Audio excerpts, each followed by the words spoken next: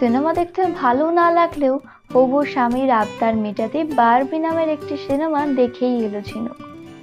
Cinema hall থেকে বেরিয়ে রৌনক উচ্ছ্বসিত। কি অসাধারণ বানিয়েছে বলো মুভিটা, একদম ফেমিনিস্ট। আমার ভালো লাগেনি গো, অত গোলাপি রং।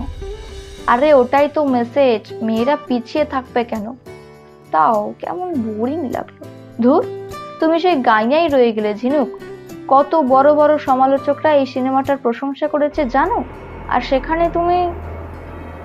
রৌনকের ব্যঙ্গের তীব্রতায় চুপ করে গেল ঝিনুকের ব্যক্তিগত ভালো লাগা খারাপ লাগা প্রকাশের স্বাধীনতা।